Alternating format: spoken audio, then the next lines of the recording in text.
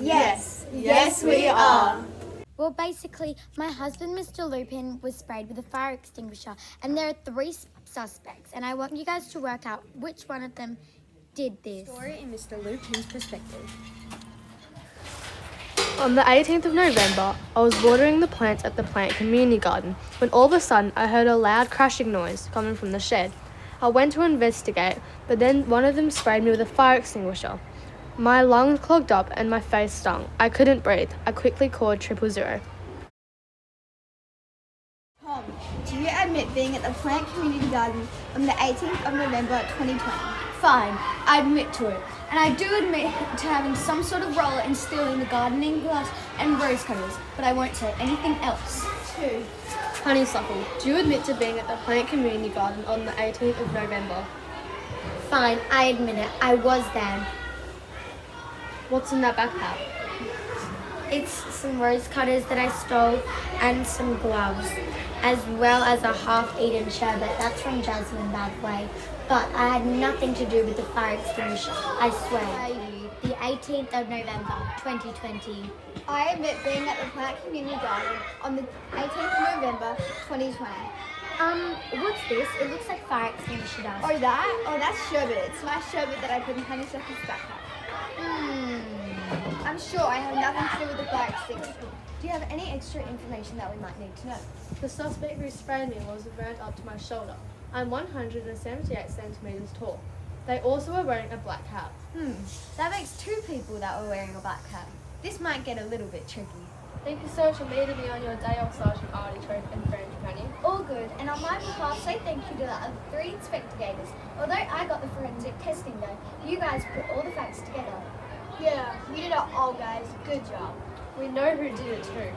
Tom Otto. Oh, thanks for piecing the puzzle together. And here's why. Mr. Lupin told us that the suspect that sprayed him with the fire extinguisher was wearing a black cap. Jasmine and Tomato were both wearing a black cap. This means that Honeysuckle is innocent. Hand swabs of the suspects were tested for any trace of sodium bicarbonate. Jasmine and Tomato both had sodium bicarbonate traces on their hands, but Jasmine's turned out to be sherbet. This explains the white dust on Jasmine's shirt. The shoe soles of the suspects were also tested for sodium bicarbonate. Tom was the only one that had sodium bicarbonate on the shoe sole of his left foot. The person that sprayed the fire extinguisher left a footprint in the dust, and after getting tested, it matched Tom's shoe. This is why his shoe sole had traces of sodium bicarbonate. Honeysuckle is innocent because she was not wearing a black cap. Jasmine is innocent because none of the test results came back positive for fire extinguisher dust. Neither did any of Honeysuckle's. Our answer is Tom. Now it all makes sense. Yeah, and we'll report it to the chiefs as well as Mr. and Mrs. Lupin. They'll be delighted to hear. Honeysuckle and Jasmine should both receive a juvenile caution because they both stole, but they admitted to it. Also, because they are under 18, they do not have to pay a fine.